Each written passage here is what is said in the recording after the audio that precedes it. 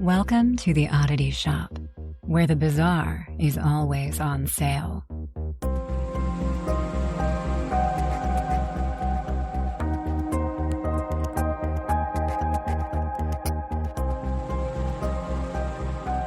Welcome back to the Oddity Shop. I am your curator, Zach, sitting here with the other lovely curator of the shop, Kara freaking Warner. I first and last named you. I haven't done it in a minute, but I felt like you needed a good introduction. Anyways, this is the podcast where we talk about creepy, weird, strange, odd, paranormal, culty, cryptidy stories from around the globe. We open up this shop and invite you in.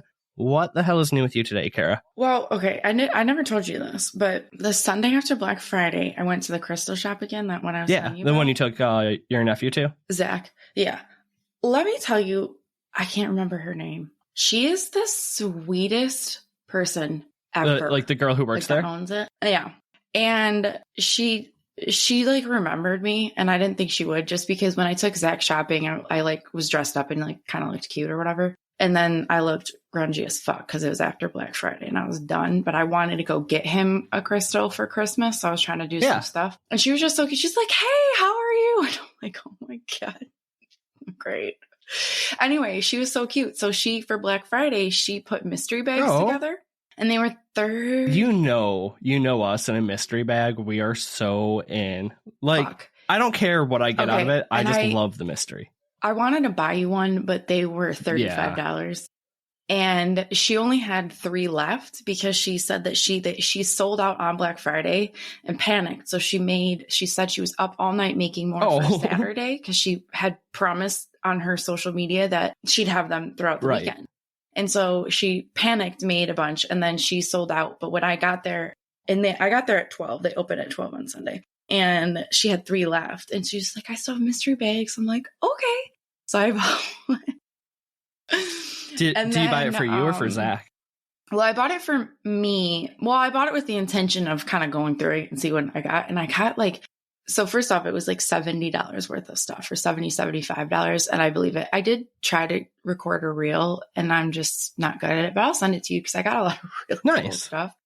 And some I will give to Zach. But also I went there because this is a really cool story. What's the name of it again? Just so in case you're in Michigan and want to shout it out. I can't fucking say it because I think I overthink it. It's spell it. I'll help you.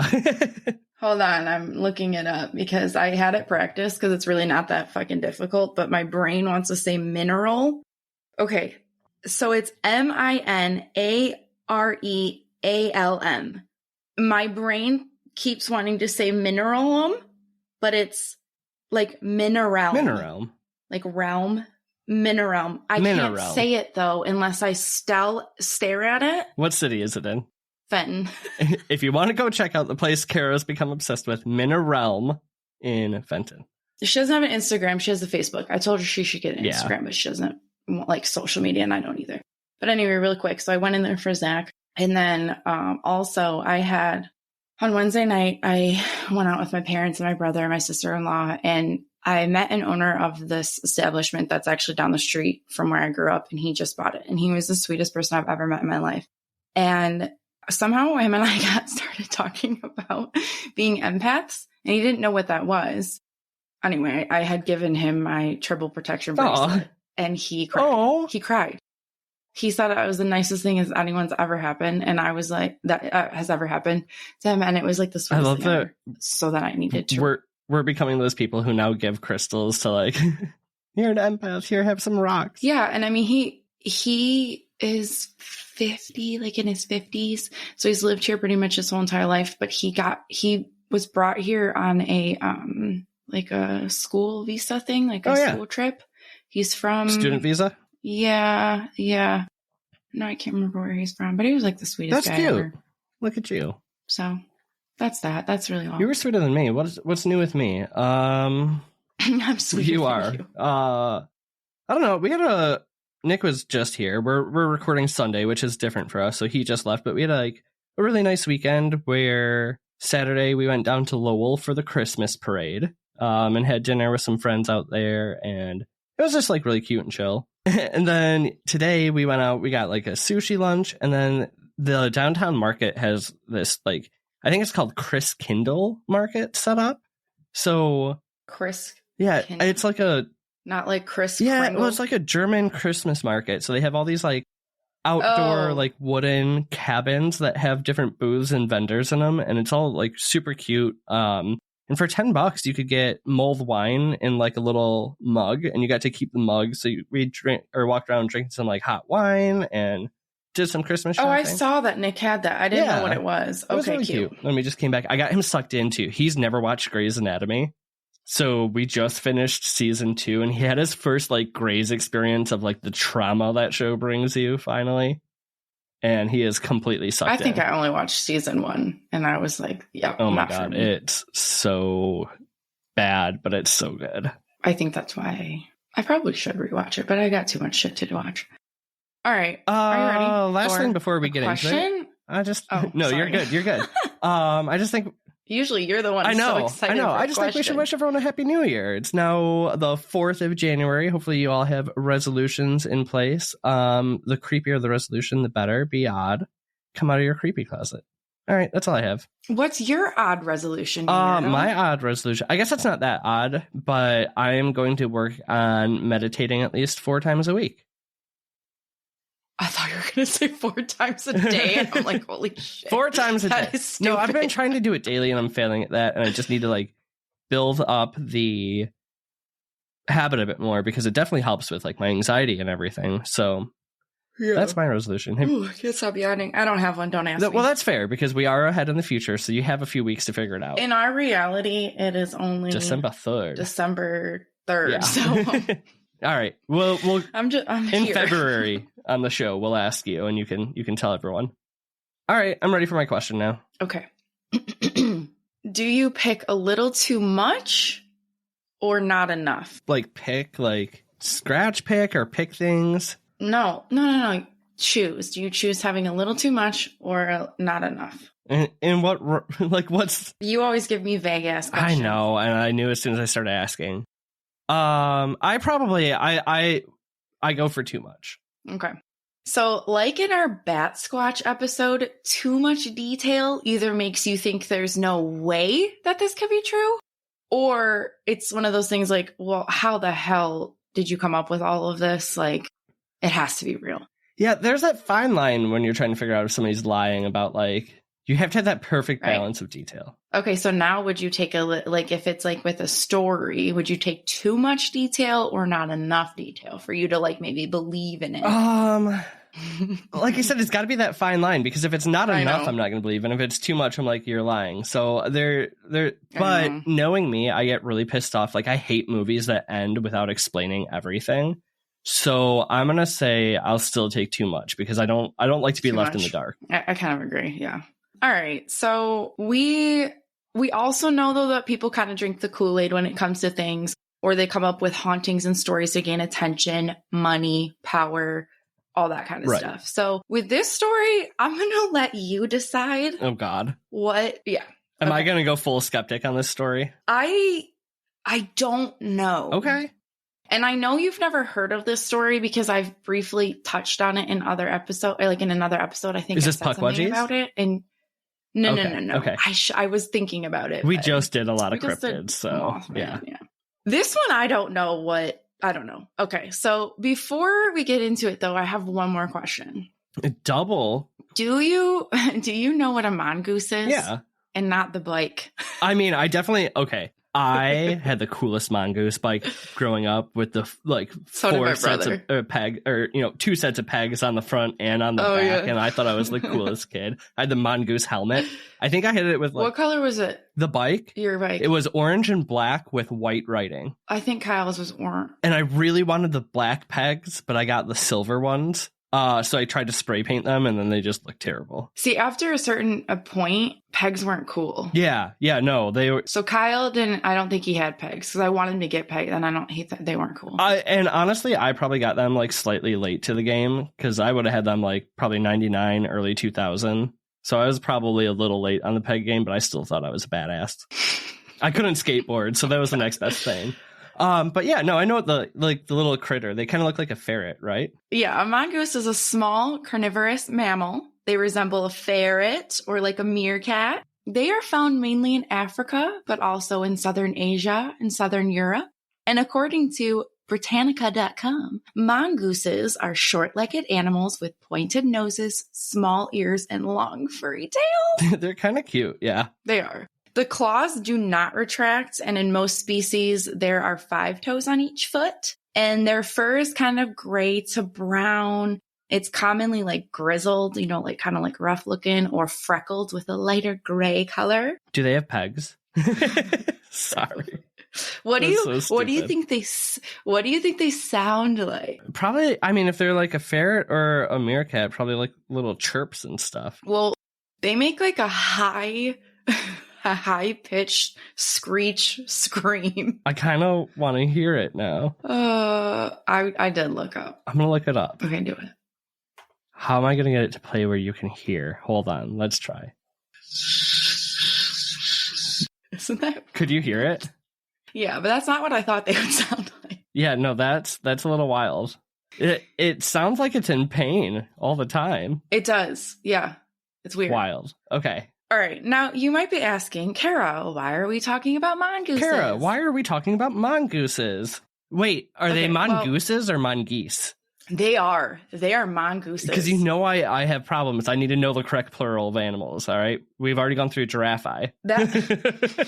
Wait, why did we do that? The Aliens Over Zimbabwe episode. I'm going with mongoose. I don't care what's right. No, I looked it up. It's mongooses.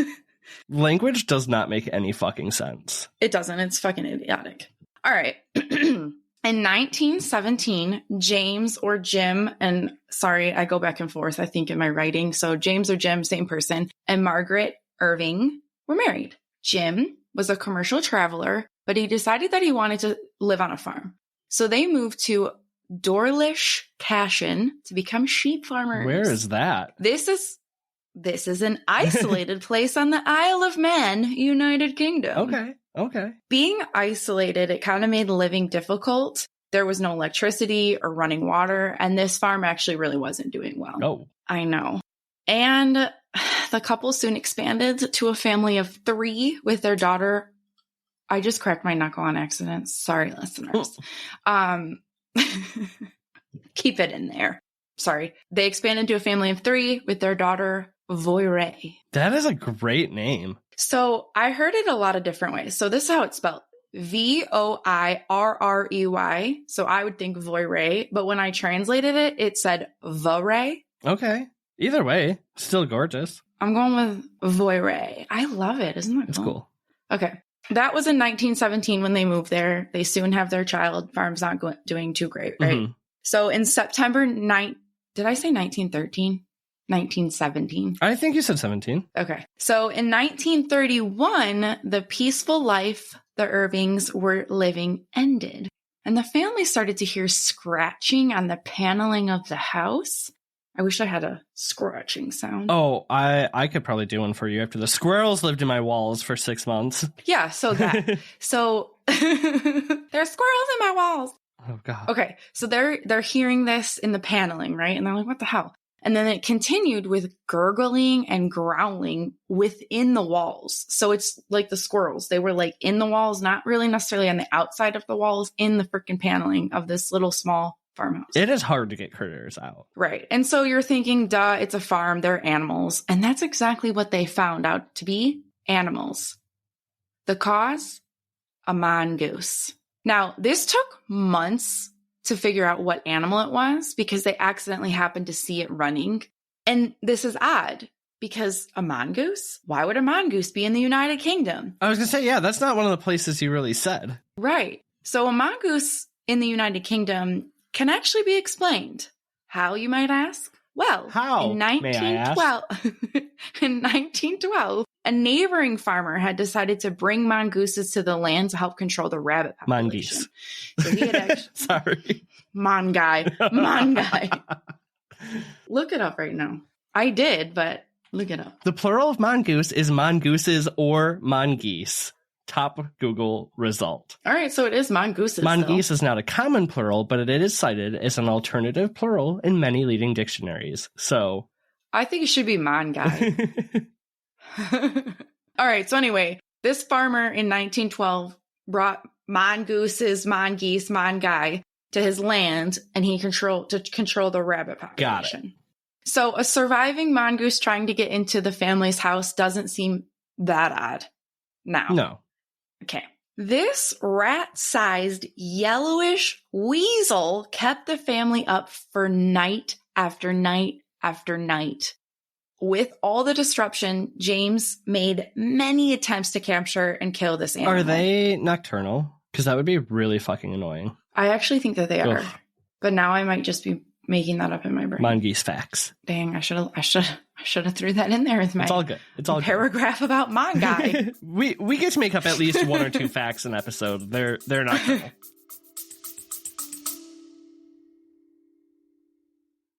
Do you feel the most powerful and beautiful with the elements of the earth around you? Do you like one-of-a-kind jewelry? Do you sometimes feel like a woodland fairy? Me too.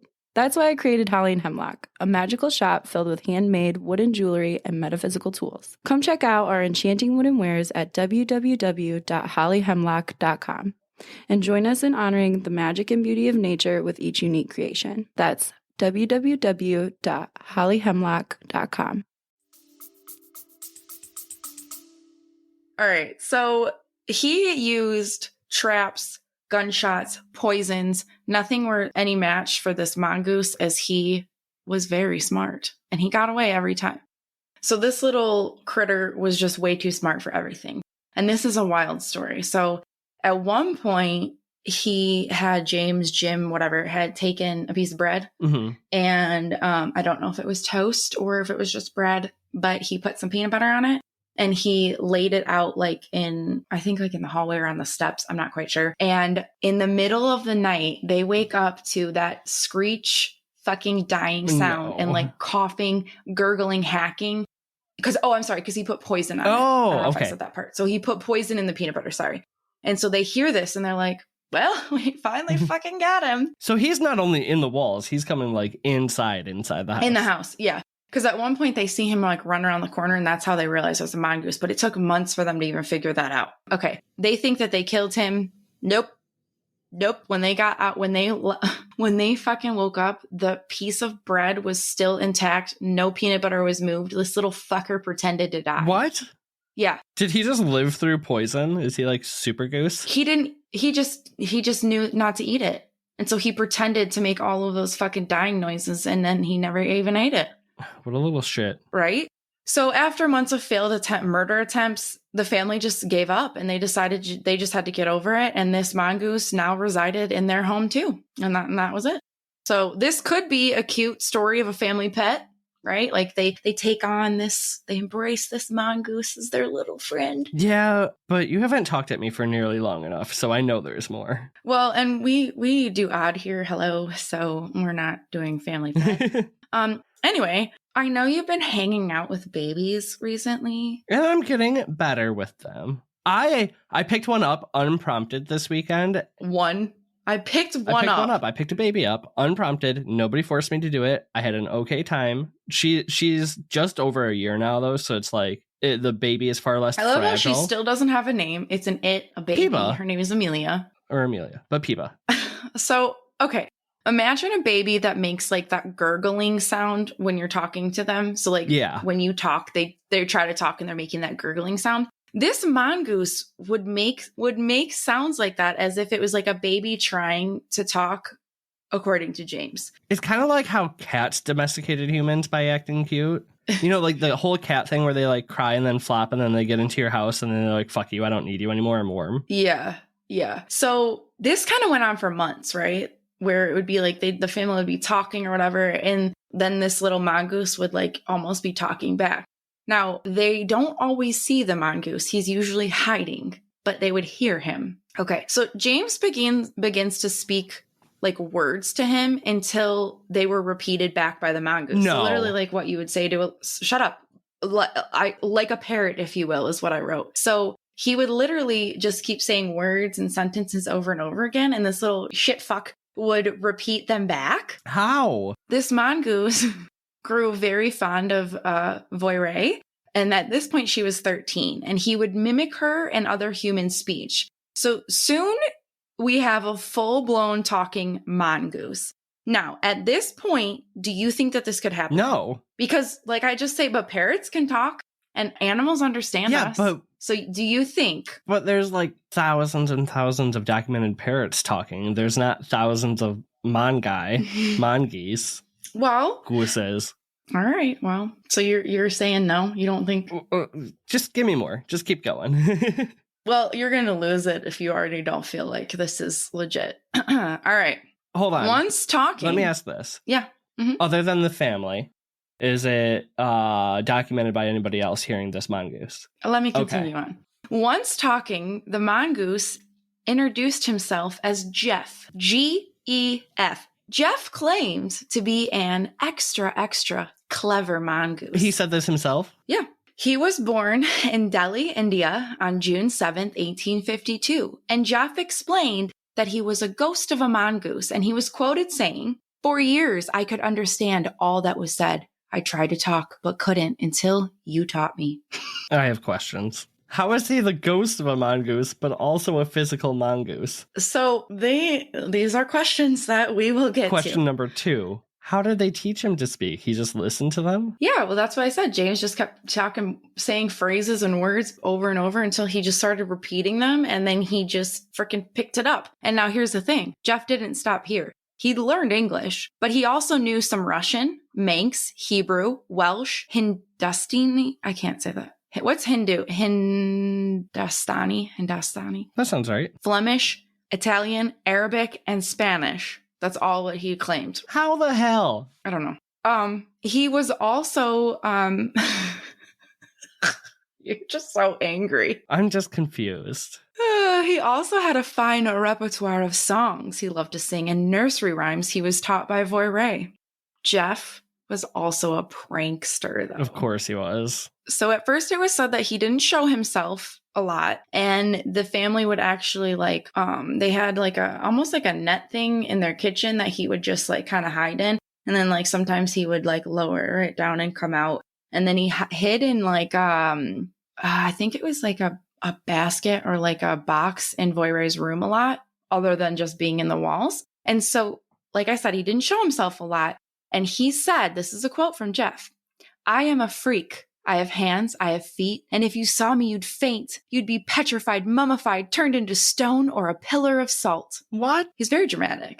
It kind of sounds that way, because I've seen a mongoose before, and none of those things happened to me. Well, they didn't talk either, so I don't know. That's true. Now, he could be really disruptive and rude, but then kind and playful at other times. So you just didn't really know what you're going to get with Gef. I mean, he was crazy. Whether I believe it or not, I love it. I love Gef. I know. He wasn't as fond of Margaret. He would spy on her when she was undressing like a weird little peeping Tom. And he would call out each article of clothing that she would remove, kind of to fuck with her, because she didn't know where he would be. So he'd be like, I don't know, sweater as she was taking it off. Sure, what a fucking little creeper. I kind of love him, though. No, I'm obsessed with him. And he would make fun of James, too. And sometimes he would, refer to his head as looking like an onion. So he's a little asshole. He's a clever little asshole. Yeah.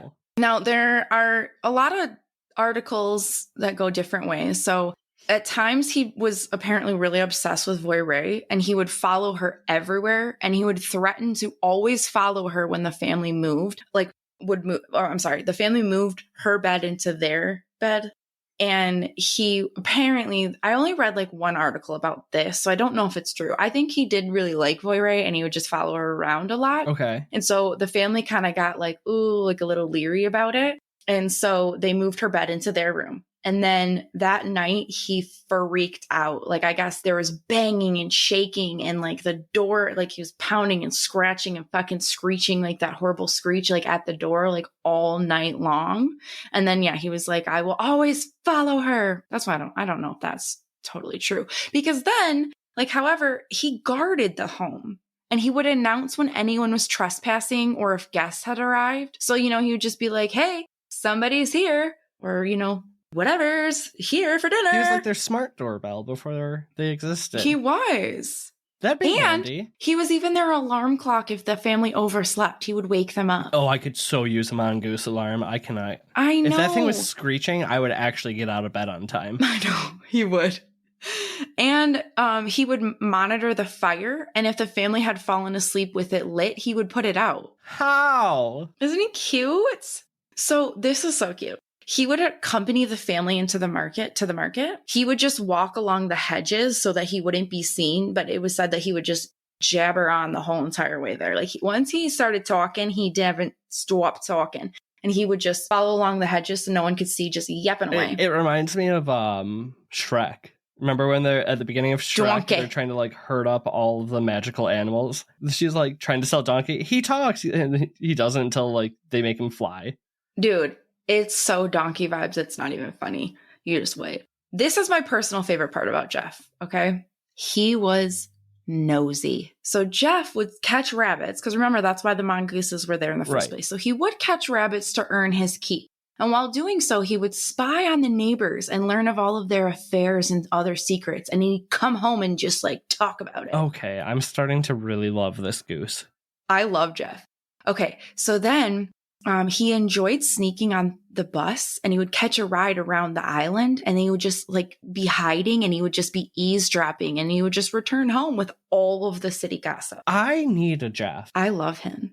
It was almost 10 years that he was with the family. 10 years that they just had Jeff and you just didn't know what you'd get with him. Is that like a typical lifespan for Mongoose? Well, no, he didn't die. I just meant they dealt with him for 10 years. Did they get rid of him? No, let me finish. Okay. If this ends with Jeff dying, though, I'm going to be really upset. No. Okay. So the thing about Jeff is, like I said, he would hide a lot. And he wouldn't really show himself, not even really to the family, like sometimes, but he mostly hid. But shortly after adopting Jeff, if you can call it that, the word of a talking mongoose made it around the island. Now, there are some stories that like two boys caught him or like they were walking past the farm and I don't even know. And Jeff started yelling at them. And so that kind of got spread. I'm not quite sure. But at some point, Jeff reached the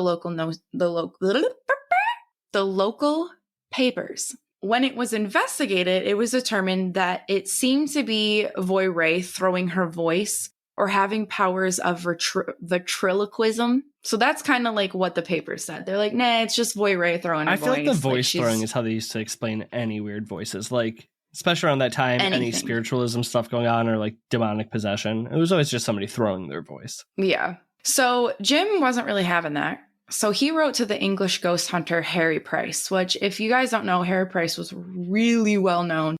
He traveled all around the world. Like he's in a lot of cases around this time. So he was like, it's not anybody throwing their voice. So he wrote to Harry Price. So Harry was way too busy. So he sent a friend. And this friend was Captain James McDonald. McDonald didn't find any proof that there was voices coming from Jeff because remember, Jeff doesn't show himself. And he left with what he thought was a piece of hair that belonged to Jeff, but it turned out to just be from a sheepdog. So he shows up, nothing happens. Jeff ain't really Jeffing. And he's like, I don't know. I have nothing. He was being clever. He can't blow his cover. You know what that'll do? Yeah. You have people banging down the door trying to see him. Right. So in 1835, Harry Price himself finally visited the farm. With him came Richard Lambert, which was the editor of BBC Magazine, The Listener, and again, nothing happened. Jeff didn't make a presence at all to either one of them. Sneaky little boy. I know. So Jim provided them with a footprint that he had casted in plaster, claiming that like this is Jeff's footprint. So upon sending them off, they came back as possible raccoon or dog paw prints. So they were like, nope. Oh, like way too big. So again, we've got nothing. The hair wasn't there. The footprints aren't whatever. So, and Jeff ain't talking to nobody. So, okay. So now we move to Hungarian journalist, and I'm going to butcher this name, but I think it's Nandor Fodor, who was also a research officer for the International Institute of Physical Research. Okay. And he visited the home for a week. Okay. A whole week. Okay. And of course, Jeff remained Come silent. on, Jeff. However, Lambert didn't dismiss this as like claims of there being no Jeff. In fact, he wrote Jeff a letter Because yes, Jeff can read. Well, I mean, if he can speak 10 different languages, of course he can read. Yeah, of course. And he's a clever mongoose. Clever. So this is the letter. Dear Jeff. I was really hoping it would start with dearest Jeff. Oh, well, we can edit it. Okay. Start over. Okay. Use dearest. Dearest Jeff. It sounds more informal. Dearest Jeff. Jesus Christ. Sorry. Let me get through it. Dearest Jeff, I am very disappointed that you didn't speak to me during the whole week which I spent here. I came from a long way, and it took a lot of trouble in collecting all of your clever sayings. I believe you to be a very good and generous mongoose. I brought you chocolates and biscuits, and I would have been very happy if you had done something for me. That was the letter. Please tell me he wrote one back. No. Even though Jeff stayed quiet and out of sight, Lambert did have a few theories. So here's where we get into it. Aside from people thinking that Voyray or Jim were throwing their voice or they were master ventriloquists, Jeff was thought to be a story just brought on by a very, very, very bored Jim. So perhaps because the farm wasn't doing well and it was a very isolated area, the thought was maybe Jim was just like bored. This is probably like a bigger one that a lot of people kind of think, but there really isn't anything that people have a full belief of what Jeff is or what the hell this is. Okay. You know what I mean? Yeah. Whatever. Okay. So Jeff was a poltergeist. A real quick refresher. A poltergeist is a type of ghost or spirit that is responsible for physical disturbances such as loud noises and objects being moved or destroyed. Most claims or fictional descriptions of poltergeists show them as being capable of pinching, biting, hitting, and tripping people. They are also depicted as capable of the movement or levitation of objects such as furniture or poultry. Noises such as knocking on doors, foul smells are also associated with poltergeist occurrences, as well as spontaneous fires, different electrical issues such as flickering lights, blah, blah, blah. So we've kind of touched on this previously, but poltergeist is often thought of as a negative spirit attracted to teenagers, mostly females. So because of hormonal and emotional changes in the teenager's body, negative energy may be projected outwardly. Right. Like they're almost more of like a psychic phenomenon rather than spirit. So that's kind of one of the thought of what Jeff is. Another theory was that the family was just sharing the same delusion. I mean, it is early 1900. Maybe they were like eating lead paint. So let's take some time. And what do you think? So is it throwing a voice, if we're going like throwing voice or ventriloquism? Is it a poltergeist, or do you think it's like a family delusion, or do you think it's something else, or do you think he's really a little mongoose talking? As much as I would love to believe in a cute little mongoose talking, hold on, let's go back to when he would follow them to the market. Is the family claiming that the mongoose walked alongside of them and talked to them? Yeah. He kind of walked along the bushes so other people wouldn't see him, but he talked the whole entire way there. I'm maybe, and he would always bring back gossip and know secrets about the town that some turned out to be true. See, that's where I don't think it's mongoose for sure. I am gonna think less of poltergeist because poltergeist, as far as my understanding, is less of a spirit and more of a psychic projection, which isn't going to be able to like get info from your neighbors. It gives me feeling of, I want to say elemental a little bit because I know they can travel around, but like it's speaking different languages or something. It almost to me, like, I know we don't like to say it here much, but it kind of feels like it's some sort of, let's say negative spirit, but nothing happened either. I think it's more of just like a trickster spirit. Yeah. Some articles did really say that he was really aggressive. Like I was saying, like to Voyray and like really like attached to her and like freaking out and destroying things when they like quote unquote took her away. But I think I'm leaning negative spirit just because like I am too. Like maybe not negative spirit, like but that trickster spirit, because like we know of other places like the Conjuring House trickster, where they like present as super evil, but they're really just more of like get a rise out of you. Yeah, a trickster. And it's also giving me like Bell Witch, where like they knew everything about the town and all the other people. Very like similar you said, to they the could kind of travel, whatever. But apparently he straight up was traveling. Now some, or maybe like one or two articles I read were just saying that he wasn't a ghost of a mongoose. He was just a ghost presenting as a mongoose, which kind of makes sense. So if it could be a trickster spirit, but that was like a direct quote saying a ghost of a mongoose is what he said. So I think it's, I don't know. So yeah, I kind of agree with you. Well, I mean, too, like if you're trying to get a family's trust, right? Or you're going to come out and be like, I'm a spirit who's trying to like make my way into your family. Or like, maybe there was a mongoose in the wall and he's like, this is the perfect opportunity for me to like get my in. Maybe, yeah. Yeah, okay, so because at the beginning of the episode, I kind of was saying a little too much detail is like, what the hell? And then a little, not enough is like, so I think we're kind of in the medium because we get a ton of stuff that like happens, like the family experiences. Yeah. But here's the thing that's like makes me think that they're not lying. Like this is not one of the stories like the Bleeding House where it's like this poor couple could just be really lying and it went too far. I don't think it's that, only because they never got money out of this. They never got anything out of this at all. Right. But neither did the Bleeding House. But I'm just saying, like, it's not like they were doing this to like get attention and like media and like, yeah, their farm wasn't doing well, but they never got anything for this. And they never did like exclusive news stories or anything like that. It just happened to leak out. Yes, Jim did want to clarify, and that's why he wanted Harry Price to come, but he didn't do it for any money. I see that. Okay. So I don't know. Well, I mean, you know, I believe in everything. He's a little talking mongoose. I don't know. With the information I don't think he's a little. I don't think it's I don't think he's really a talking mongoose. I think he's a little, like you said, like a trickster. Yeah, portraying as a little mongoose. I definitely came into this though thinking I was going to like not believe whatever you said just from like the lead up that we had. Mm-hmm. But I don't know. I don't have anything that makes me think like the family would make it up. Like you said, they didn't really go for notoriety. Right. Obviously, like they didn't gain. Yeah. Yeah. I don't know. It's still a cute story though. I love Jeff. All right. Well, I also love that. I love Jeff. No matter what it is, it picks the name Jeff. GEF. Not even spelled normally. I love it. Eventually, the family had to move in 1945 after Jim's passing. The family had difficulty selling the farm as it was thought to be haunted or having a talking mongoose living in the walls. And Jeff did not want to leave. Despite the women wanting him to come, he didn't want to go. Oh, so he stayed? And I don't know why.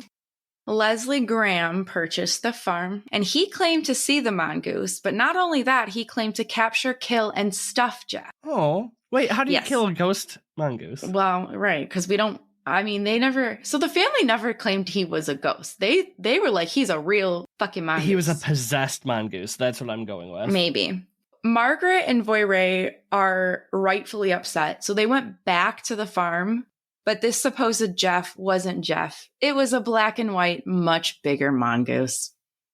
So, fuck you, Leslie, you lied. You little bitch. Wait. So, what? Okay, Leslie Graham. Okay, I was thinking you were saying Margaret was lying. Yeah, sorry. No, I just got the names confused. No. You're good. So, he was trying to get clout. Gotcha. Jeff is fine. But no one really heard from Jeff ever again. So over the 10 years, though, that they pretty much had Jeff, Jim collected like 200 pages of Jeff's activities and ramblings. So I'll leave you with a few. Is there a book? I want to read Jeff's book. I tried finding if it was, and I didn't find Somebody anything. Needs to compile Jeff's writing. I know. I really want to do some more research and figure out if they have the Jim's collection. So here are a couple quotes I'm going to leave you with. I have 3 attractions. I follow Voirrey, Ma'am gives me food, and Jim answers my questions. Oh, he's a simple man. Simple goose. I love him. Okay. Are you ready for another? Yes. I lost my spot. I'll split the atom. I am the 5th dimension. I am the 8th wonder of the world. That's given trickster. Germanic. Cocky. Okay. This is when he was probably having one of his little shit tantrums. I have been in nicer homes than this. Carpets, piano, satin covers on polished tables. I am going back there. Ha ha ha ha ha. Oh my God. I don't care whether he's real or not anymore. I just love Jeff. I love him. Okay. Here's another one. If you knew what I know, you'd know a hell of a lot. Tad bit of narcissism, but, you know, talking mongoose, he's earned it. I know. But my favorite one was from the beginning when he refers to himself as a extra clever mongoose. I mean, that is just amazing. And that is the oddity of Jeff, the talking mongoose. You know, I'm going to say he's real. And this is maybe just me hoping, because I love Jeff. Jeff, I would welcome you into my home. Not the squirrels, but you could come. Just like talk to me. Don't scream all night. But yeah. But I don't know. I fucking love him so much. And you need to listen to like other podcasts about him. There's a few I'll send you because it's just so fucking funny listening to him. I just love him so fucking much. And like, he's so dramatic. Like him pretending to die after eating the poison and he didn't even fucking touch it is so funny to me. I love it. I feel like after like our last few episodes, we definitely needed a Jeff story. Something light and fun. I know. I want something lighthearted, but still odd. And this is so odd because I don't know what the fuck it is, but it's real. Jeff is real. And Jeff, you are welcome to come hang out with me and Kara. Yeah. I don't know what he is. I would just hope that he always portrays as a little mongoose because I think that's cute as fuck. It is cute as fuck. And apparently he was like a smaller one too. Oh, he was like a little baby like goose. a little tiny mongoose. But anyway, yeah, that's the nice job. Weird oddity story of I feel like in the year and a half we've been doing this, I've never smiled through an episode as much as I did, because usually we cover some pretty dark shit. I know, he's so fucking cute though. I love it so much. Oh, and I think I forgot to mention this, but I did. So Voy Ray died in the early 2000s. And she continued on that Jeff was real. Wow, she lived a long life. So she was 13 in about 1935, I think it was. Still. So how old was she, you think? 80s, 90s? I think it was 2003. 2002. Good for her. Uh-huh. So, but yeah, they tried to interview her a couple places, a couple times, and she didn't really want to be interviewed, but she went down saying that, nope, he was fucking mongoose and he fucking talked. Hey, I feel like that only adds validity to it, right? Like, that's what I'm saying. Jeff was real. Somebody draw me a little mongoose. Yeah, send in mongoose art. That is our ask of you this week. We don't need your stories. We don't. Well, I mean, unless you want to send them, but send us some mongoose art. Yeah, that would be so. Like, I just want like a little sticker that says Jeff. GEF. GEF. Make sure. Oh my god, nice job, dude. That was a fun one. I liked it. Yeah, it was fun. I liked it. It was weird and odd, but I just love Jeff. I love how sassy he is. He's just so dramatic.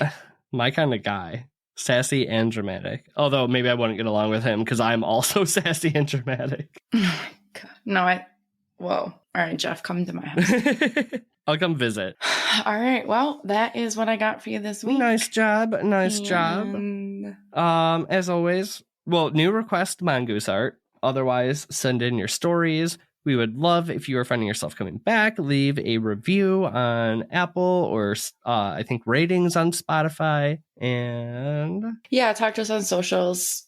I've gotten actually quite a few stories. I have to check our emails. So I don't know if somebody was supposed to email us a story, but a lot of people have been talking about what made them a believer. Mm-hmm. So that's cool. So let's keep sharing stories. Let us know what made you a believer in the odd. I'm a believer. Speaking of donkey. Oh God, yes. Okay. Donkey. So total side note, but I saw a shirt the other day that somebody was wearing on TikTok, and it's terrible. Wait, haven't you not seen Shrek? No, I've seen Shrek 100 times. Who did I just speak to recently that hasn't seen Shrek? I was idea. like, you're stupid. I actually just watcate Shrek in 7 minutes because somebody posted the entire movie to TikTok. But every time Shrek took a step, the speed doubled. It was great. Okay. I'm sorry. What were you going to say? So there's a shirt that somebody was wearing. It's one of those shirts that's like, where would you ever get away with wearing this? But it was so stupid. It just said slut on it. But the letters were like Shrek green, and the S, the sludge or whatever, the ears of Shrek on it. I'm like, I don't know why I find this so funny, but it's hilarious. Okay, so anyway, with that, I'm gonna watch Shrek, I think, after I get off of this. There you go. Anyway, yeah, so like us, subscribe, do all the things, but most importantly, creep it real, yeah, balls. Goodbye. Bye.